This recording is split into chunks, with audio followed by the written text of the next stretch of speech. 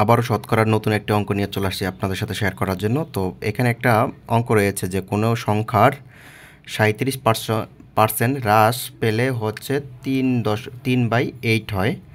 তো আমরা এটাকে সলভ কিভাবে করব? একটি সহজভাবে চিন্তা করো যে কোনো একটা সংখ্যার, যেহেতু সংখ্যাটা আমরা জানি না, আমরা ধরে নিব সংখ্যাটা হচ্ছে 100। তো 100 থেকে বিয়োগ হবে কত পার্সেন্ট? যেহেতু 37% হ্রাস হয়েছে, কোনো সংখ্যা থেকে 37% হ্রাস হলে হয় হচ্ছে 3/8 হয়, ঠিক আছে। তো এখন যেহেতু এটা হ্রাস হয়েছে, তাহলে আমরা বিয়োগ করে দিই। বিয়োগ করলে থাকতেছে কত? 63%। কত হয়? 3/8। সুতরাং 1% হয় কত?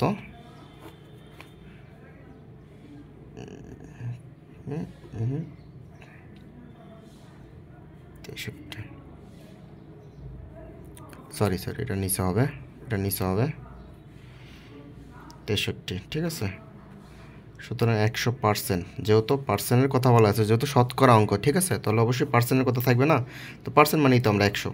তো 3 ইন্টু 100 আর নিচে হচ্ছে 8 ইন্টু 63। এবার কাটাকাটি করো।